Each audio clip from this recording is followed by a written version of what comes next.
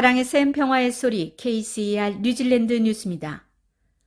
정부 당국은 현재 오클랜드의 홍수로 인해 얼마나 많은 사람들이 집을 잃었는지 파악하지 못하고 있습니다. 이번 주에 약 100명이 대피소에 있었고 644명이 오클랜드 비상관리국에 살 곳을 찾기 위해 도움을 요청했습니다.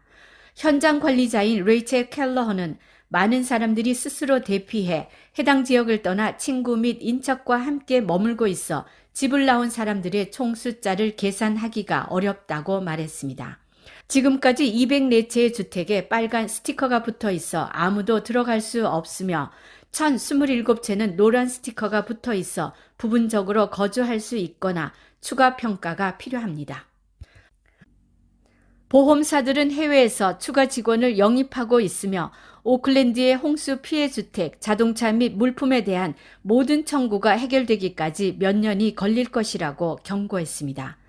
보험위원회는 도시의 홍수 사건 이후 지금까지 15,000건의 청구가 제기됐지만 이제 시작일 뿐이라고 말했습니다. 한 소비자 담당 매니저인 세라 녹스는 홍수 피해로 인해 집에서 나온 사람들은 장기적인 주택 계획을 세워야 한다고 말했습니다. 녹스는 일반적인 규모의 홍수 사건인 보험사의 표준 사건은 1년 안에 클레임의 90%를 처리하지만 이번 사건은 전례 없는 규모이기 때문에 시간이 오래 걸릴 것이라고 지적했습니다.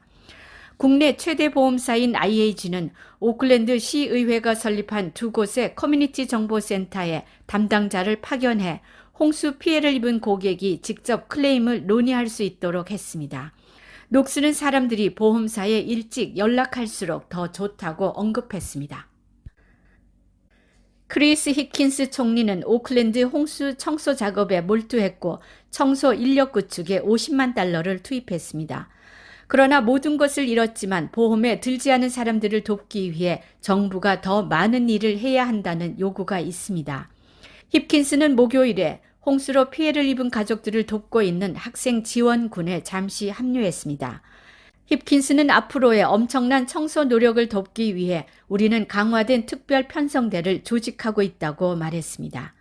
준숙련 및 미숙련 일자리에 자금을 지원해 그들이 청소 작업을 통해 지역사회를 지원할 수 있도록 하겠다고 덧붙였습니다. 노동력은 이미 1,200개 이상의 건설 일자리가 광고되면서 늘어났습니다. 국립수질대기연구소 니와에 따르면 1월은 오클랜드 역사상 가장 습한 달이었습니다.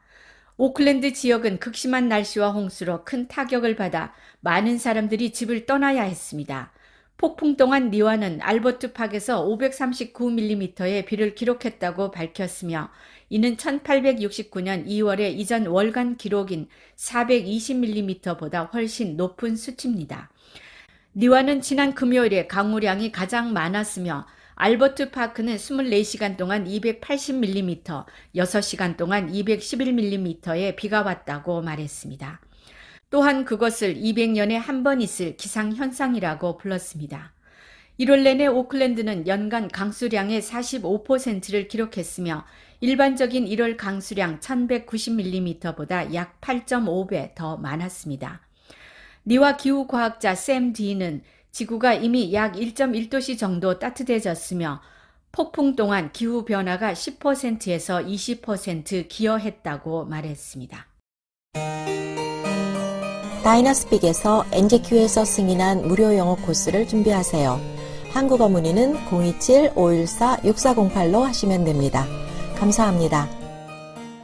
금리가 오르고 가계 예산에 대한 압박이 심화되는 가운데 뉴질랜드의 경기 후퇴가 이미 시작돼 내년까지 이어질 것이라는 예측이 나왔습니다.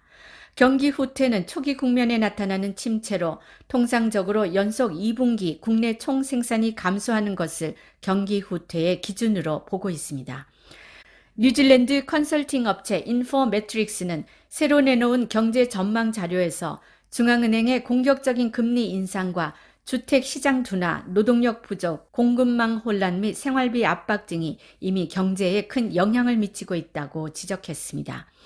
인포매트릭스의 게러스 키어나는 우리는 경제가 이미 경기 후퇴에 들어가 있는 것을 보고 있다며 지난해 마지막 분기에 경제가 마이너스 성장을 한 데 이어 올해도 마이너스 성장을 계속하면서 그런 추세가 내년 초까지 이어질 것으로 보고 있다고 밝혔습니다. 그는 마이너스 성장폭이 1에서 1.5%로 크지 않을 수 있으나 중앙은행이 올해 중반까지 기준금리를 5.75%로 올리면서 모기지 금리가 14년 만에 최고 수준인 7%를 넘어서고 있기 때문에 마이너스 성장을 피할 수는 없을 것이라고 말했습니다. 북섬 사람들이 여전히 습한 날씨에 있는 동안 남쪽의 일부 지역은 극심한 더위를 겪고 있습니다. 캔터버리는 이미 건조한 여름을 겪고 있으며 3일 연속으로 30도씨 이상에 이를 것으로 예상됩니다.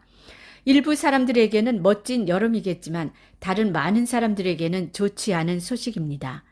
노인보호협회의 사이먼 월리스는 노인과 허약한 사람들에게 치명적일 수 있으며 예를 들어 심혈관 질환이나 호흡기 질환과 같은 상태를 악화시킬 수 있다고 말했습니다. 응급소방대의 웨인 해밀턴은 이것이 실제로 재앙의 수단이 될 수도 있다고 지적했습니다. 습한 계절의 시작은 평소보다 더 많은 풀과 나무의 성장을 의미하며 풀과 나무가 마르면 화재의 연료가 되기도 합니다. 이제 남섬의 맹렬한 더위가 며칠 앞으로 다가왔습니다. 웨인 해밀턴은 이제 주변에는 초목이 많고 극한의 고온과 강풍 및 낮은 습도가 결합돼 있다고 말했습니다. 오늘의 환율 정보입니다.